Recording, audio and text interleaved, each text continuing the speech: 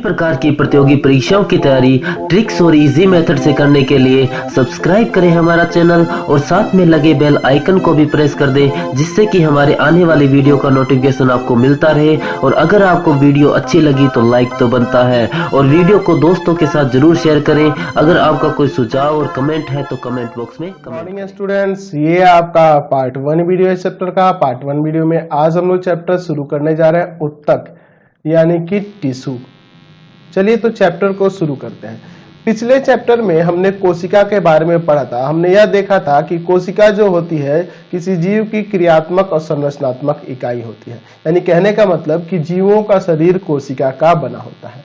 अब यह कोशिका की संख्या भिन्न भिन्न जीवों में भिन्न भिन्न होती है, आकार भी भिन्न भिन्न होता है, उनका रूप भी भिन्न भिन्न होता है, जिसके कारण जीव भिन्न भिन्न रूप के दिखाई देते हैं।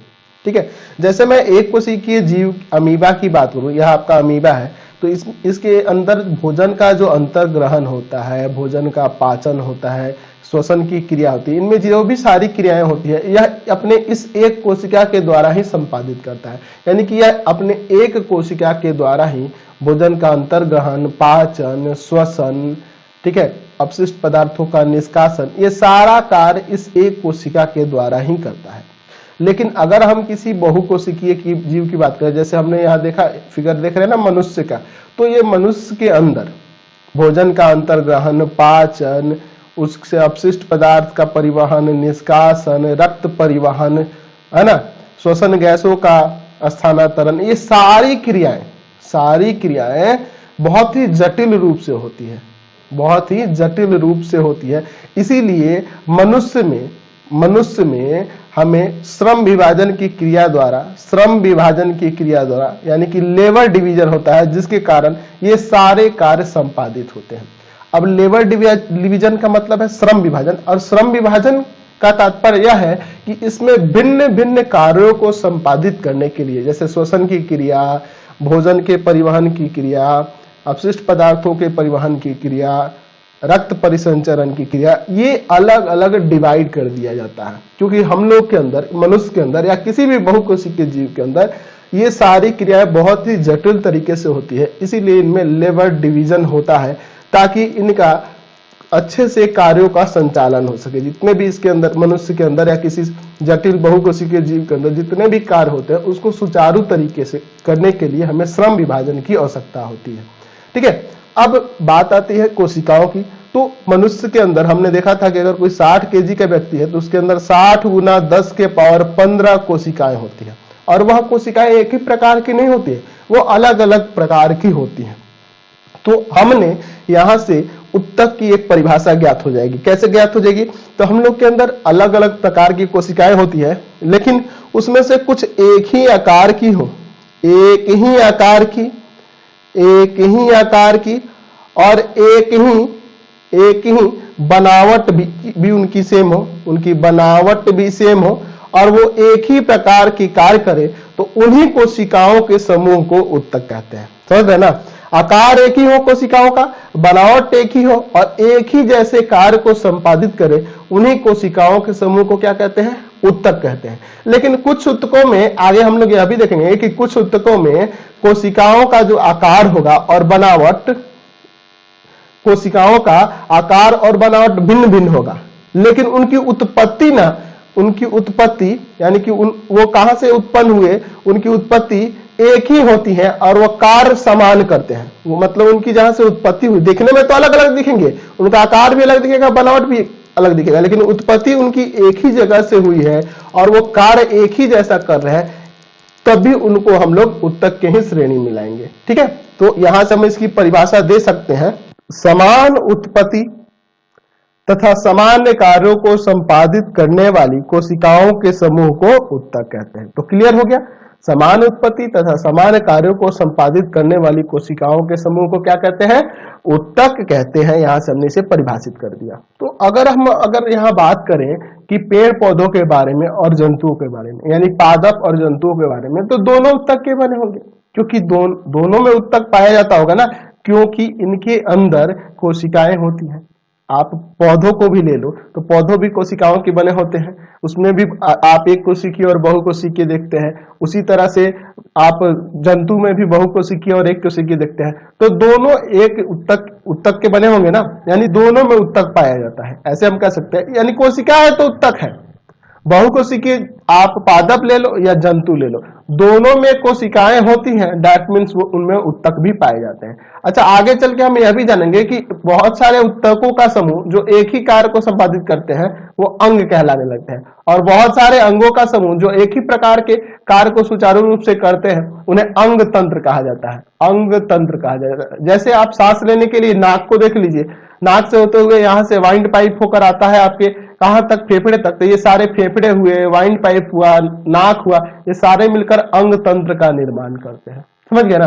तो यहां से हम लोग एक चीज देखें, कोशिका एक जैसे कार्यों को संपादित करने वाले कोशिकाओं का समूह उत्तक, और उत्तकों का समूह जो एक जैसे कार्य को संपादित करे वो अंग होते हैं, और अंगों का समूह जो एक ही कार्य को संपादित करते हैं वो अंग तंत्र कहलाते हैं। और बहुत सारे अंग तंत्रों का समूह जो होता है एक शरीर होता है, एक ऑर्गेनिज्म होता है। इसके बारे में भी हम लोग आगे पढ़ेंगे। तो चलिए आगे बढ़ते हैं। जब हम कोशिका चैप्टर पढ़ रहे थे तो मैंने आपको दिखाया था, हम लोग जंतु कोशिका और पादप कोशिका दोनों के बारे में देखे थे। जंतु और पादप कोशिका दोनों के बारे में देखते हैं और देखे थे कि लगभग उनकी रचनाएं समान होती है। दोनों में न्यूक्लियस था और साइटोप्लाज्म था। हम लोग बहुत सारी लगभग रचनाएं समान थी, कुछ चीजें नहीं थी, कुछ चीजें आपके पादप कोशिका में नहीं थी, और कुछ ऐसी थी जो जंतु, मतलब लगभग रचनाएं समान थी। लगभग हम लोग रचनाएं समान देख रहे थे, लेकिन अभी उत्तकों में हमें बहुत सारे डिफ्रेंशिएट मिलेंगे, अंतर प्राप्त होंगे, और वो अंतर कुछ चीजों के ऊपर निर्भर करते हैं। जैसे अगर हम किसी पौधे की बात करते हैं तो पौधा हमेशा स्थिर रहता है, यह गति नहीं करता है। लेकिन कुछ अब सूक्ष्म जीव शैवाल वगैरह की बात करें वो तो गति करते हैं, वो तो अलग अपवाद है। लेकिन मैं किसी जटिल बहुकोशिकीय पौधों की बात करूं तो यह स्थिर रहता है, इसमें गति नहीं होती। लेकिन जंतु में देखते हैं कि जंतु गति करते रहते हैं। जैसे मनुष्य ही, आप ही हैं, सुबह निकलते हैं, स्कूल जाते हैं, यहाँ जाते हैं, वहां जाते हैं, खेलते हैं, कूदते हैं, आप गति करते हैं। लेकिन पौधा कहीं नहीं रहता है, स्थिर रहता है। तो इस कारण से उनमें अंतर आ जाएगा। अच्छा, पौधों में हम लोग देखते हैं कि एक्चुअल में ये तना हुआ रहता है, हार्ड होता है। पौधों की टहनियां देखोगे तो वो हार्ड होगी। हार्ड, अगर बड़े आकार के कोई पौधे देखोगे, कोई आम का पेड़, ऐसा कोई पेड़ देखते हो तो उसको छुओगे तो हार्ड लगता है बहुत ज्यादा। तो हार्ड लगने का मतलब क्या है कि उनमें कुछ उत्तक जो होते हैं ना मृत होते हैं, कुछ उत्तक जो होते हैं मृत होते हैं। उनको क्या कारण होता है, तो उनको यांत्रिक सहारा देना ताकि पौधा अच्छे से तन कर खड़ा रहे। ठीक है, पौधे को सही से खड़ा रखने के लिए, चाहे वो आंधी तूफान कुछ भी है, तो वो अपने आप को सही रख सके, स्टेबल रख सके, गिरे नहीं, इसके लिए उनमें कुछ उत्तक जो होते हैं मृत होते हैं। यानी कि उत्तक मृत होते हैं, यानी वो कोशिकाएं भी मृत होती होंगी। तो इसलिए हम लोग देखेंगे कि इनमें कुछ उत्तक जो होते हैं मृत होते हैं, जो इनको यांत्रिक सहारा देने का प्रदान करते हैं, है ना। लेकिन जंतुओं में अधिकांश उत्तक क्या होते हैं, जीवित होते हैं। आप देख लो, मनुष्य के अंदर लगभग सारे उत्तक क्या होते हैं, जीवित रहते हैं। ठीक है, अब हम लोग बात करें पौधों की, तो इनको एक जगह से दूसरी जगह तो जाना नहीं है, इसलिए इनके ऊर्जा का हासिल कम होगा, यानी कि इनको ऊर्जा की आवश्यकता भी कम होगी। पौधों की बात करें तो इनमें ज्यादा कार्य तो होता नहीं है, अपना भोजन बनाते हैं, प्रकाश संश्लेषण से भोजन ग्रहण करते हैं, अपने आप में वृद्धि करते हैं आकार में। इनमें इधर से उधर जाने की क्रिया तो होती नहीं है, जिसके कारण से इनको ऊर्जा की कम आवश्यकता होती है, इसलिए ऊर्जा कम बनाएंगे। ठीक है, लेकिन यही जंतु की बात करें तो ये अपना स्थान परिवर्तित करता है, इसलिए इसमें क्या होना चाहिए, इसमें अधिक ऊर्जा की आवश्यकता होगी, और अधिक ऊर्जा की आवश्यकता होने के कारण ही मनुष्य में या किसी जंतु में श्रम विभाजन की क्रिया होती है। ठीक है, ताकि ये सही से अपने इस कार्य को करके अधिक से अधिक ऊर्जा उत्पन्न कर सके, अपने कार्यों को संपादित कर सके, है ना जी। उसी तरह से अगर हम लोग फिर पौधों की बात करें, पौधों के कुछ क्षेत्र की वृद्धि की बात करें तो यह वृद्धि सीमित होती है। जैसे कहने का मतलब कि मैं जड़ की बात करूं और ऊपर टहनी की बात करूं, तो टहनी में अलग प्रकार की वृद्धि देखने को मिलेगी, जड़ में अलग प्रकार की वृद्धि देखने को मिलेगी। लेकिन हम लोग अगर यही जंतु के अंदर देखेंगे तो जंतु के अंदर जंतु में जो वृद्धि होती है वह एक रूप से होती है, ऊपर नीचे सब जगह एक रूप से होती है, लेकिन यही पौधों में नहीं होती है। तो चलिए हम लोग पहले पादप उत्तक के बारे में देखते हैं और फिर हम लोग जंतु उत्तक की ओर आगे बढ़ेंगे। ठीक है, तो उत्तक की परिभाषा क्लियर हो गई, उसके बारे में हम लोग कुछ अंतर भी समझ लिए। अब आगे बढ़ते हैं चैप्टर में। चलिए तो देखते हैं पादप उत्तक। तो यहाँ लिखे हैं उत्तक के कोशिकाओं की विभाजन क्षमता के आधार पर, मैंने अभी बताया था कि पादप में विभाजन की क्षमता भिन्न भिन्न प्रकार से होती है, अलग अलग रूप से होती है। तो उन्हीं विभाजन क्षमता के आधार पर पादप उत्तकों को दो भागों में बांटा गया है। एक है विभज्योतकी उत्तक यानी कि मेरिस्टेमेटिक उत्तक, और दूसरा है अस्थायी उत्तक परमानेंट टिश्यू।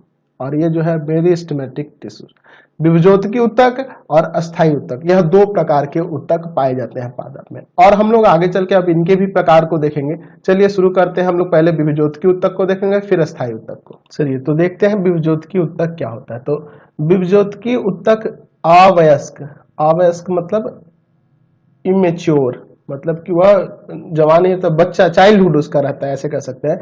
जीवित कोशिकाओं का बना होता है जिसमें विभाजन की क्षमता होती है। इस उत्तक की कोशिकाएं छोटी, अंडाकार, बहुभुजी होती हैं और इसके भित्ति सेलुलोज की बनी होती है। इनमें कोशिकाएं घने कण युक्त कोशिका द्रव से भरी रहती है। इनकी कोशिकाओं में प्रायः रसदानी अनुपस्थित रहता है, यानी कि इनमें रसदानी वॉक्यूल्स नहीं होता है। इसमें एक बड़ा केंद्रक होता है तथा कोशिकाओं के बीच अंतर कोशिकीय स्थान नहीं पाया जाता है। तो यह किस तरह की होती है? तो इसकी आकृति हम लोग ऐसे दर्शा सकते हैं। देख लीजिए, यह जो देख रहे हैं, यह कोशिका देख रहे हैं विभज्योतकी उत्तक की, तो यह छोटी अंडाकार रूप में दिख रही है, बहुभुजी भी दिख रही है, अंडाकार भी है, बहुभुजी भी है। और ये कोशिका घने कण युक्त कोशिका द्रव में भरी रहती है। इसमें घना कोशिका द्रव भरा रहता है, ये देख रहे हैं ना इसकी कोशिकाएं, और इसमें रसधानी अनुपस्थित रहता है, ठीक है। और इसमें बड़ा सा एक केंद्रक पाया जाता है। ये बहुत सारी कोशिकाएं हैं। अब इसके अंदर हम लोग देख सकते हैं, अगर देखना चाहोगे तो ये बड़ी थोड़ी सी आकार की इस तरह से हो सकती है। इनके अंदर बड़ा सा एक केंद्रक होता है, रसधानी नहीं पाया जाता है, और इनके अंदर अंतर कोशिकीय स्थान यानी इनके कोशिकाओं के बीच में कोई स्थान नहीं होगा। देख रहा है ना, इसमें सटे सटे हैं, अंतर कोशिकीय स्थान नहीं होता है, इंटरसेलुलर स्पेस नहीं रहता है। अब विभज्योतकी उत्तक को उनके स्थिति के आधार पर, कहने का मतलब कि यह कहां कहां पाए जाते हैं पौधों में, किसी पौधे में। अब देखिए, पौधे में बहुत सारा भाग है, आपका जड़ है, तना है, पत्ती है, ये सारे भाग जो है, तो इनकी स्थिति के आधार पर हम लोग इन्हें तीन प्रकार में बांटते हैं। विभज्योतकी उत्तक को इनकी स्थिति के आधार पर हम लोग तीन प्रकार में बांटते हैं। पहला क्या होता है? पहला प्रकार को कह सकते हैं, पहला हो जाएगा शीर्षस्थ। शीर्षस्थ नाम से पता चल रहा है, शीर्ष में मैंने ऊपर की ओर, शीर्षस्थ विभज्योतकी उत्तक, विभज्योतकी उत्तक, शीर्षस्थ विभज्योतकी उत्तक। दूसरा हो जाएगा आपका, दूसरा हो जाएगा पार्श्वस्थ, पार्श्वस्थ विभज्योतकी उत्तक। पार्श्व का मतलब समझते हैं ना, लेटरल, मतलब उसके लेटरल साइड में होता है विभज्योतकी उत्तक, ठीक है। और तीसरा हो जाएगा आपका, तीसरा जो हो जाएगा उसे अंतर्वेशी, अंतर्वेशी विभज्योतकी उत्तक कहते हैं, विभज्योतकी उत्तक कहते हैं, ठीक है। विभज्योतकी उत्तक कहते हैं। इन्हें तीन भागों में बांटा गया है। कैसे? तो उनके स्थिति के आधार पर कि वो कहां कहां पाए जाते हैं, जड़ में है, तना है, पत्ती है, कहां है, उसके आधार पर इसे हम लोग ये तीन भागों में बांटते हैं। तो चलिए एक एक करके इनके बारे में देखा जाता है। चलिए तो पहला देखते हैं शीर्षस्थ विभज्योतकी उत्तक। शीर्षस्थ विभज्योतकी उत्तक को हम लोग एपिकल मेरिस्टेमेटिक टिश्यू कह सकते हैं, ठीक है। तो शीर्षस्थ विभज्योतकी उत्तक तने एवं जड़ के शीर्षस्थ भाग में होता है, मतलब कि तने, तने के शीर्ष भाग में और जड़ के शीर्ष भाग में। देख रहे हैं ना, यहाँ पे लिखे हैं शॉर्ट एपिकल मेरिस्टेम सबसे ऊपर, और यहाँ पे रूट एपिकल मेरिस्टेम। तो जड़ में भी पाया जाता है और तने में भी, दोनों के शीर्ष भाग में होता है। यानी कहने का मतलब शीर्ष भाग में होने का मतलब ये लंबाई में वृद्धि करने का काम करता है, उसी तरह ये जड़ की भी लंबाई में वृद्धि करने का काम करता है। तो यही लिख दिया है कि शीर्षस्थ विभज्योतकी उत्तक तने एवं जड़ के शीर्षस्थ भाग में होता है और लंबाई में वृद्धि करता है। तो यह लंबाई में वृद्धि करने के कार्य आता है शीर्षस्थ विभज्योतकी उत्तक। यह उत्तक प्राथमिक विभज्योतकी उत्तक से बना होता है। प्राइमरी विभज्योतकी उत्तक प्राइमरी मेरिस्टेमेटिक टिश्यू से बना होता है। इसकी कोशिकाएं विभाजित एवं विभेदित होकर अस्थायी उत्तक बनाते हैं, यानी कि यही विभाजित और विभेदित होकर ना यह अस्थायी उत्तक का निर्माण कर लेते हैं कुछ समय में। इससे पौधों में प्राथमिक वृद्धि होती है। इनमें पौधों में प्राथमिक वृद्धि देखते हैं ना, पत्तियों में छोटे छोटे मतलब तने आने लगते हैं, हल्के हल्के मुलायम से, वो धीरे धीरे उनमें वृद्धि होने लगती है। ठीक है, विशेष कार्य को करने के लिए अस्थायी रूप और आकार लेने की क्रिया में विभेदीकरण कहते हैं कि ये अपने अंदर विभेदीकरण करके वह अस्थायी रूप ले लेती हैं। ठीक है, मतलब कि ये कोशिका, इनकी कोशिकाएं, इनके उत्तक जो होते हैं वह प्राथमिक विभेदकी उत्तक के बने होते हैं और वह आगे चल के अस्थायी उत्तक का निर्माण करते हैं। और ये किसके कारण होता है, तो विभेदीकरण के कारण ये अपनी क्या करते हैं, तो ये निर्माण हो जाते हैं अस्थायी उत्तक में। ठीक है, तो हमने शीर्षस्थ विभेदकी उत्तक को देख लिया, ये ऊपर यहाँ पे आपके तने में और जड़ के निचले हिस्से में, यानी कि ये भी जड़ के शीर्ष में और तने के शीर्ष में ये पाए जाते हैं।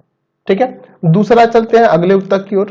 तो पार्श्व विभेदकी उत्तक यानी कि लेटरल मेरिस्टेम क्या होता है, लेटरल मेरिस्टेम। चलिए, तो यहाँ लिखा है कि पार्श्व विभेदकी उत्तक जड़ तथा तने के पार्श्व भाग में होता है। जड़ और तने के पार्श्व भाग मतलब लेटरल साइड की तरफ होता है। देखिए ये लेटरल साइड, यानी इसका ऊपरी हिस्सा कह सकते हैं, ऐसे ऊपर और नीचे, यहाँ पे ये वाले साइड के लेटरल ये होता है इसके तने के इस वाले हिस्से में। देखो जैसे कि यहाँ पे दिखा रहा है, दिख रहा है ना, ये वाला हिस्सा, इसको काट कर हम लोग यहाँ पे ले लिए हैं और यहाँ पे दिखा रहा है ना, यही है लेटरल मेरिस्टेम। तो यानी कि लेटरल मेरिस्टेमेटिक टिश्यू, यानी कि पार्श्वस्थ विभेदकी उत्तक जड़ और तने के पार्श्व भाग में होता है तथा द्वितीयक वृद्धि होता है। यह द्वितीयक वृद्धि करता है। द्वितीयक वृद्धि यह क्या करता है, तो यह भोजन के संवहन का कार्य करता है। ठीक है, और यह क्या करता है, तो यह अपने तने की चौड़ाई में वृद्धि करता है। तना का जो चौड़ाई होता है ना, पौधों की जो चौड़ाई बढ़ती है वो कैसे बढ़ती है, पार्श्वस्थ विभेदकी उत्तक के कारण ही बढ़ती है। तो समझ गए ये कहाँ पाया जाता है, इसके भी कई सारे प्रकार हो जाएंगे। चलिए अगला देखते हैं, अंतर्वेशी या अंतर्विष्ट विभेदकी उत्तक यानी कि इंटरकैलरी मेरिस्टेम। ये जो अंतर्वेशी अस्थायी उत्तक ये जो होता है, अंतर्वेशी जो उत्तक देख रहे हैं, अंतर्वेशी विभेदकी उत्तक अस्थायी उत्तक के बीच में पाया जाता है। ठीक है, वह अस्थायी उत्तक के बीच में पाया जाता है। यह कहाँ होता है, तो यह पत्तियों के आधार में या टहनियों के पर्व के दोनों ओर पाया जाता है। जैसे टहनी हो गया, ये टहनी है, टहनी में यहाँ जो देख रहे हैं पत्ती है और पत्ती के आधार यानी यहाँ पर पर्व के दोनों ओर यहाँ पर पाया जाता है। जैसे कि यहाँ पे दिखा रहा है ना, यहाँ पे देख रहे हैं ना फिगर में, इंटरकैलरी मेरिस्टेम। ठीक है, तो ये कहाँ पाया जाता है, तो ये अस्थायी उत्तकों के बीच में पाया जाता है। अब अस्थायी उत्तक के बारे में आगे हम लोग चर्चा करेंगे। तो ये अस्थायी उत्तकों के बीच में पाया जाता है और पत्तियों के आधार के, है ना, पत्तियों के आधार में या टहनियों के पर्व में यह पाया जाता है। ठीक है, टहनियों के पर्व में भी पाया जाता है और पत्तियों के आधार में या बेस में भी पाया जाता है। ठीक है, यह क्या करता है, तो यह वृद्धि करने का कार्य करता है और अस्थायी उत्तकों में परिवर्तित कर देता है। यह वृद्धि कर उन्हें अस्थायी उत्तकों में परिवर्तित कर देने का कार्य करता है। तो हमें यहाँ से तीनों उत्तकों के बारे में पता चल गया। कौन कौन सा, तो शीर्षस्थ था, पार्श्वस्थ था और अंतर्वेशी विभेदकी उत्तक था। तो चलिए अब अगले उत्तक की ओर बढ़ते हैं। चलिए तो देखते हैं अस्थायी उत्तक के बारे में। अस्थायी उत्तक क्या होता है, परमानेंट टिश्यू क्या होता है, अंग्रेजी में से परमानेंट कहेंगे, परमानेंट टिश्यू, परमानेंट टिश्यू के नाम से इसे जान सकते हैं। तो देखिए यहाँ लिखे हैं कि विभेदकी उत्तक की वृद्धि के फलस्वरूप, जो हमारा विभेदकी उत्तक थे उनके वृद्धि के फलस्वरूप अस्थायी उत्तक बनता है, यानी कि वही वृद्धि करके अस्थायी उत्तक में परिवर्तित हो जाता है। और अस्थायी उत्तक में विभाजन की क्षमता नहीं होती है, लेकिन कोशिका का रूप एवं आकार निश्चित रहता है। विभाजन की क्षमता नहीं होती है, ये हार्ड हो जाते हैं और इनमें कोशिका का रूप और आकार निश्चित रहता है। ये मृत एवं सजीव होते हैं, यानी कि ये मरे हुए भी हो सकते हैं और सजीव दोनों होते हैं। ये पौधों में दृढ़ता वगैरह लाने के भी कार्य करते हैं, आगे हम लोग बात करेंगे। कोशिका भित्ति पतली एवं मोटी होती है, इनकी कोशिका भित्ति पतली और मोटी होती है और कोशिका द्रव में बड़ी रसधानी रहती है। लेकिन हम लोग देखे थे कि विभेदकी उत्तक में रसधानी नहीं थी। ठीक है, लेकिन इसमें रसधानी बड़ी सी होती है और इनकी कोशिका भित्ति पतली या मोटी दोनों होती है। ठीक है, पतली भी होती है और मोटी भी होती है, ये मृत और सजीव दोनों हो सकते हैं। तो अगर हम लोग अस्थायी उत्तक के बारे में बात करें तो अस्थायी उत्तक जो है ये अपने उत्पत्ति के आधार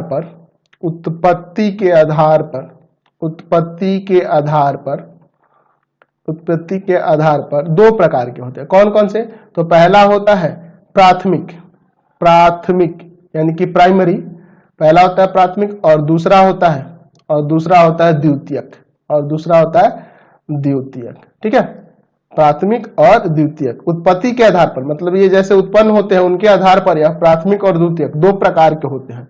तो प्राथमिक अस्थायी उत्तक की बात करें और द्वितीय अस्थायी उत्तक की बात करें तो यह दोनों जो है ना, यह अगर कहें तो ये आपके कैम्बियम कोशिका के बने होते हैं, यह कैम्बियम कोशिकाओं के बने होते हैं। कौन कौन से? प्राथमिक और द्वितीयक जो आपके अस्थायी उत्तक है यह कैम्बियम कोशिकाओं के बने होते हैं। तो ये उत्पत्ति के आधार पर दो प्रकार के होते हैं, प्राथमिक और द्वितीयक यानी कि प्राइमरी और सेकेंडरी। लेकिन इनके संरचना के आधार पर अगर हम बात करें, संरचना के आधार पर तो संरचना के आधार पर यह दो प्रकार के होते हैं। पहला कौन सा होता है? तो पहला होता है सरल अस्थायी उत्तक, सरल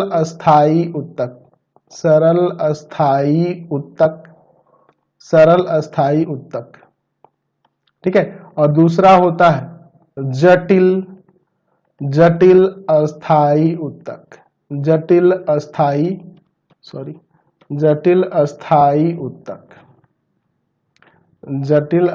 उत्तक। यह दो प्रकार के होते हैं। तो सरल अस्थायी उत्तक को कह सकते हैं सिंपल परमानेंट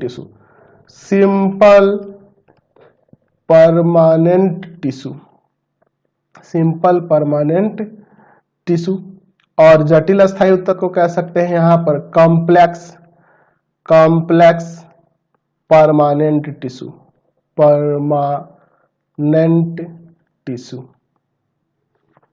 सिंपल और दूसरा हो जाएगा कॉम्प्लेक्स परमानेंट टिश्यू। ठीक है, चलिए तो अब एक एक करके दोनों के बारे में जानते हैं। तो पहले सरल अस्थायी उत्तक को देखेंगे और इसके भी कई सारे प्रकार हैं, उसको भी देखेंगे, और फिर हम लोग जटिल अस्थायी उत्तक पे चलेंगे। चलिए, तो सरल अस्थायी उत्तक यानी कि सिंपल परमानेंट टिश्यू की बात करें तो यह उत्तक समरूप कोशिकाओं का बना होता है और वह निम्नलिखित प्रकार के होते हैं। ये तीन प्रकार की कोशिकाओं से बना होता है। ठीक है, सिंपल परमानेंट टिश्यू जो होता है यह तीन प्रकार की कोशिकाओं से बना होता है। कौन कौन सा? तो पहला है मृदुतक यानी कि पैरेन्काइमा, दूसरा है स्थूल कोण उत्तक यानी कि कॉलेनकाइमा, और तीसरा है दृढ़ उत्तक यानी कि स्क्लेरेनकाइमा। ठीक है, तो यह समरूप कोशिकाओं का बना होता है और यह तीन प्रकार के उत्तक है। कौन कौन से? मृदुतक है, स्थूल कोण उत्तक है और दृढ़ उत्तक है, यानी कि पैरेन्काइमा, कॉलेनकाइमा और स्क्लेरेनकाइमा। तो चलिए एक एक करके अब तीनों के बारे में समझते हैं। तो इसमें बहुत ज्यादा है, बहुत कुछ पढ़ने वाला है इस चैप्टर में, हम लोग बहुत कुछ सीखने वाले हैं। और जैसे ही क्लास 10th में जाओगे ना, आपको बहुत सारे ऐसे कंसेप्ट मिल जाएंगे। हम लोग अभी तो इनके बारे में बस जान रहे हैं, है ना, इनके कार्यों के बारे में, किस रूप से संपादित होते हैं, कौन कौन से अंग हमारे अंदर होते हैं, उनके कार्य कौन कौन से होते हैं, तो इन सब के बारे में हम लोग क्लास 10th में डीपली जानेंगे। चलिए तो देखते हैं पहला मृदुतक यानी कि पैरेन्काइमा। तो लिखा है मृदुतक कोशिकाएं जीवित, गोलाकार, अंडाकार, बहुभुजी, अनियमित आकार की होती हैं।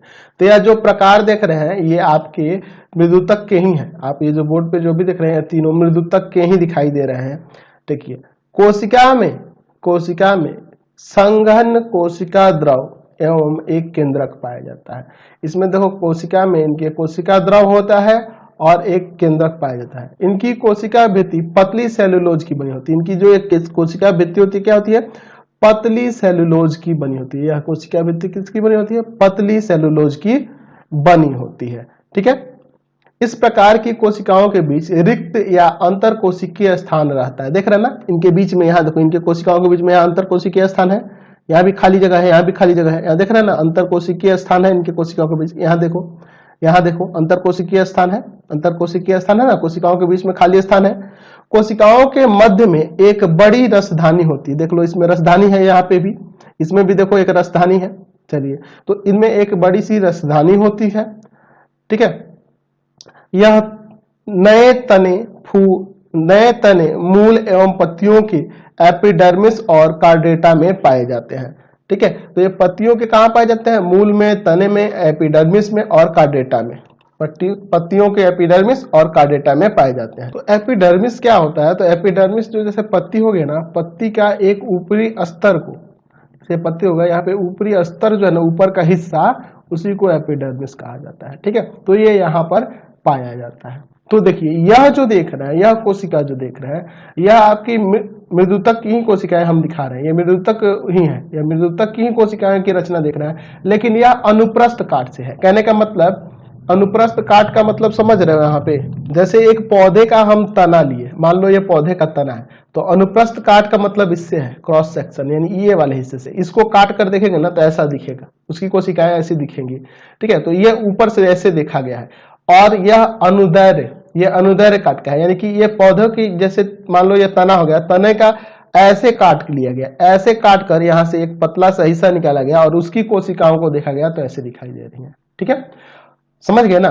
चलिए अनुदैर्घ्य और अनुप्रस्थ का समझ गए। तो यह एक ही, हम लोग मृदुतक की ही देख रहे हैं, लेकिन ये हम लोग अनुप्रस्थ काट को लिए हैं, यानी इस तरह से काटे हैं, और यह जो है अनुदैर्घ्य काट का लिए है। ठीक है, दोनों एक ही मृदुतक की ही कोशिकाओं की यह रचना दिख रही है। ठीक है, चलिए अब हम लोग यहाँ पे बात करें कि और क्या मृदुतक और भी प्रकार के होते हैं। तो कुछ ऐसे भी मृदुतक होते हैं जिसमें क्लोरोफिल पाया जाता है। क्लोरोफिल, तो हम लोग क्लोरोफिल के बारे में जानते हैं कि क्लोरोफिल जो होता है ना, पौधों में प्रकाश संश्लेषण की क्रिया को करता है। ठीक है, तो जिन मृदुतक में क्लोरोफिल पाया जाता है, जिन उत्तकों में क्लोरोफिल पाया जाता है, तो उन्हें हरित उत्तक कहते हैं। उन्हें क्या कहते हैं? हरित उत्तक कहते हैं। यानी जाहिर सी बात है कि पत्तियों के एपिडर्मिस में जब यह आपका पाया जा रहा है मृदुतक, तो वहां पे आपका क्लोरोफिल होगा, और इसलिए पत्तियों में पाए जाने वाले उत्तक को हरित उत्तक या क्लोरेनकाइमा के नाम से भी जानते हैं। क्लोरेनकाइमा के नाम से भी जानते हैं, हरित उत्तक कहेंगे या क्लोरेनकाइमा कहेंगे। कुछ ऐसे भी पौधे होते हैं जो जल में तैरने का काम करते हैं, जल में रहते हैं। ठीक है, तो वो जल में पाए जाने वाले जो पौधे होते हैं उनके मृदुतक के बीच एक विशेष प्रकार की रचना पाई जाती है, जिसे हम लोग यहां देख रहे हैं ना, लिखे हैं एरेनकाइमा कहते हैं। जिन्हें क्या कहते हैं? एरेनकाइमा कहते हैं, क्योंकि ये जल में तैरने के लिए होते हैं, जल में ये गति कर पाए इसलिए इनमें यह पाया जाता है। इनके मृदुतक के बीच में यह पाया जाता है, एक कह सकते हैं कि एक गुहा होता है, एक कैविटी होती है, जिसके कारण से ये तैर पाते हैं, और इसलिए इन्हें क्या कहा जाता है? एरेनकाइमा कहा जाता है। समझ गए? इस प्रकार के मृदुतक को क्या कहते हैं? तो इस प्रकार के मृदुतक को हम लोग एरेनकाइमा कहते हैं। ठीक है, चलिए अब हम लोग मृदुतक के कार्य के बारे में देख लेते हैं। तो पहला यहाँ पे क नंबर में लिखा है कि एपिडर्मिस के रूप में यह पौधों का संरक्षण करता है। ठीक है, पौधों के संरक्षण में भी कार्य करता है। ख नंबर कह रहा है कि पौधों के हरे भागों में, खासकर पत्तियों में, यह भोजन का निर्माण करता है। क्योंकि आपको अभी बताया कि पत्तियों में क्लोरोफिल पाया जाता है, और वैसे उत्तक को क्या कहते हैं? हरित उत्तक कहते हैं, है ना जी, या क्लोरेनकाइमा कहते हैं। तो वो क्या करेगा? भोजन निर्माण में मदद करेगा। यह उत्तक संचित क्षेत्र में भोजन का संचय करता है, यानी कि जहाँ पे इसका स्टोरेज रीजन है, जहाँ स्टोर करने के लिए वहां पे भोजन को इकट्ठा करने का कार्य करता है। साथ ही साथ उत्सर्जी पदार्थ मतलब इसके अंदर जो भोजन बनने के बाद जो उत्सर्जी पदार्थ, जो हानिकारक पदार्थ बनेंगे, जैसे गोंद हुआ, रेजिन हुआ, टेनिन हुआ, ये सब उनको भी संचित करने का कार्य करता है, और संचित करने का कार्य करता है। और जैसे आपका पुराना पत्ती हो गया, और पुराना पत्ती का जब विलगाव होगा, यानी जब पुराना पत्ती आपके पेड़ से अलग होगा, तो उसके साथ साथ यह जो आपके अवशिष्ट पदार्थ है वह बाहर निकल जाएंगे। ठीक है, गोंद भी देखते हैं, पुराने वृक्ष की छाल वगैरह से भी आपका देखते हो ना, बह के निकल जाता है, तो वो अवशिष्ट पदार्थ वो समय समय पर स्टोर होकर और आसानी से बाहर निकल जाता है। यह उत्तक भोजन के पार्श्व चालक में सहायता करता है, उसके लेटरल कंडक्शन में भी सहायता करता है, यानी कि नीचे से ऊपर की ओर गति में भी उसकी सहायता करता है। इसमें पाए जाने वाले अंतर कोशिकीय स्थान गैसीय विनिमय में सहायक होता है, यानी कि इनके अंदर जो स्थान रहता है गैसों के विनिमय में, हम लोग को पता है कि पौधे कार्बन डाइऑक्साइड लेते हैं, ऑक्सीजन छोड़ते हैं, तो उनके विनिमय में, उनके स्थानांतरण में यह सहायता करता है। कौन? तो आपका मृदुतक। समझ गए? दूसरा है आपका स्थूल कोण उत्तल, यानी कि कॉलेनकाइमा। तो कॉलेनकाइमा क्या होता है? तो इसकी कोशिकाएं केंद्रक युक्त होते हैं। इनके कोशिकाओं में देखो केंद्रक पाया जाता है, देख रहे हैं ना, केंद्रक है, इनकी कोशिकाओं में केंद्रक पाया जाता है। और क्या होता है? तो ये लंबी होती है, अंडाकार, बहुभुजी, जीवित एवं रसधानी युक्त होती है। इनमें रसधानी भी पाया जाता है, जैसे कि आप यहाँ देख रहे हैं, तो रसधानी पाया जाता है। इनमें केंद्रक होता है, लंबी और अंडाकार होती है, यह जीवित भी होती है। इनमें हरित लवक होता है, हरित लवक यानी कि क्लोरोफिल पाया जाता है, यानी कि प्रकाश संश्लेषण क्रिया में सहायक होती होंगी। अच्छा, इनकी भित्ति में के किनारे सेलुलोज होने से स्थूलन होता है, इनके भित्ति में सेलुलोज होता है जिसके कारण इनमें कोशिकाओं का स्थूलन होता है, यानी सकती हैं, सरकती हैं। इनमें कोशिकाओं के बीच बहुत कम स्थान होता है, इनके कोशिकाओं के बीच यानी अंतर कोशिकीय स्थान इनमें बहुत कम होता है। ठीक है, यह उत्तक पौधों के नए भागों पर पाया जाता है, यानी कि पौधों के नए भाग कहाँ कहाँ होंगे, तो इनके बीच में, इनके विशेषकर तने के एपिडर्मिस के नीचे, पर्णवृत्त में, पुष्पवृंत में, पर्णवृंत में, पुष्पावली वृंत में ये पाए जाते हैं, लेकिन यह जड़ में नहीं होता है। जड़ में नहीं होते हैं, तने के या जहां जैसे पुष्प निकलती है, टहनी निकलती है, उन सब भागों में यह सब पाया जाता है। ठीक है, तो यह देख रहे हैं, तो ये इसका देख रहे हैं ना, यह अनुप्रस्थ भाग लिए है, क्रॉस सेक्शन लिए है। ठीक है, ये वाले हिस्से का लेकर लिए है, और यह जो है यह आपका क्या है, अनुदैर्ध्य है। ये अनुदैर्ध्य हिस्से की ये आकृति दिख रही है। ठीक है, तो स्थूलकोण उत्तक के बारे में हम लोग समझ गए। अब इसके कार्य के बारे में देखते हैं। तो इनके कार्य की बात करें तो ये पौधों के आंतरिक सहारा देने का कार्य करता है, और चूंकि इनमें हरित लवक यानी कि क्लोरोफिल पाया जाता है, क्लोरोप्लास्ट रहता है, इसका मतलब कि ये भोजन के निर्माण में भी सहायक होता है, यानी कि यह भोजन का निर्माण भी करता है। ठीक है, क्योंकि ये पत्तियों के एपिडर्मिस में भी पाया जाता है, पत्तियों में पाया जाता है, इसलिए भैया ये भोजन का भी निर्माण करता है, क्योंकि इसमें क्लोरोफिल होता है, हरित लवक होता है।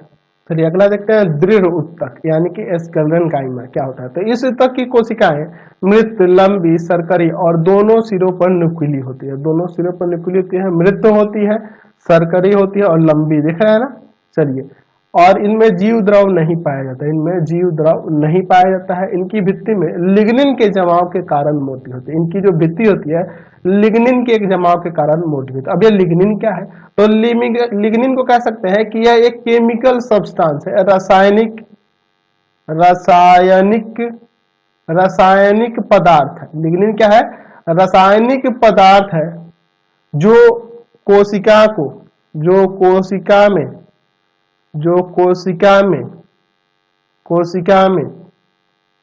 दृढ़ता प्रदान करता है, यानी कि उसको मजबूत बनाना है।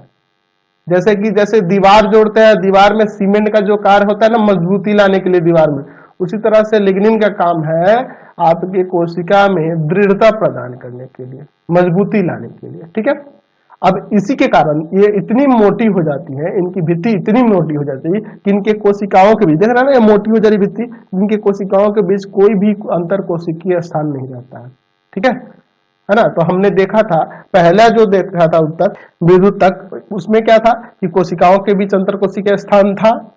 उसके बाद स्थूलकोण में देखा था, उसमें कम स्थान था और इसमें कोई स्थान नहीं रहता है। ठीक है, चलिए, यानी अंतर कोशिकीय स्थान इसमें नहीं रहता है। क्यों? क्योंकि इसकी भित्तियां इतनी मोटी हो जाती है लिग्निन के कारण, ये बहुत ही दृढ़ हो जाती है, हार्ड हो जाती है, और इसी के कारण से ये मृत भी होती है। ठीक है, इसकी कोशिकाएं मृत रहती है। या कार्डेक्स, पेरिसाइलिन, संवहन बंडल, फ्लोएम और जाइलम। संवहन बंडल होता है, जाइलम और फ्लोएम, इसके बारे में हम लोग आगे अभी पढ़ेंगे। इन सब भागों के बारे में अभी आगे पढ़ेंगे, इन सब में यह पाया जाता है। ठीक है, चलिए अब इसके कार्य की बात करें। चलिए, तो यहाँ कार्य में लिख दिए हैं कि ये पौधों में यांत्रिक शक्ति प्रदान करता है एवं आंतरिक भागों की रक्षा करता है। ठीक है, पौधों के बाहरी परतों पर यह रक्षात्मक उत्तक के रूप में कार्य करता है। यह कठोरता ला देता है, जिससे मतलब उसकी रक्षा हो सके पौधों की। यह पौधों के सामर्थ्य, दृढ़ता और लचीलापन प्रदान करता है, यानी कि उसमें मजबूती भी लाता है। लचीलापन कहने का मतलब कि जैसे ज्यादा तेज हवा आया है तो पेड़ झुक जाएगा, हवा पास कर जाएगा, फिर से पेड़ सीधा हो जाएगा, यानी उसको लचीलापन भी लाता है और उसे दृढ़ता भी प्रदान करता है। अब ज्यादा हार्ड हो जाएगा तो ज्यादा आंधी तो आंधी आने से टूट भी सकता है, इसलिए उन्हें लचीलापन प्रदान करता है। ऐसा लचीलापन अगर आप देखो, जितने भी रेशेदार पौधे होते हैं ना, रेशेदार पौधे, उसमें दृढ़ उत्तक ज्यादा मात्रा में पाया जाता है। जैसे तार का पेड़ देखते हैं, पटुआ का पौधा लेते हैं, तो उसमें लचीलापन अधिक होता है, क्योंकि वो जो रेशेदार जो भी पौधे होंगे उनमें लचीलापन अधिक आपको देखने को मिलेगा, क्योंकि उसमें दृढ़ उत्तक ज्यादा मात्रा में पाया जाता है, प्रचुर मात्रा में पाया जाता है। इस वीडियो में हम लोग इतना ही रहने देते हैं। नेक्स्ट वीडियो में आगे के चैप्टर को पढ़ेंगे और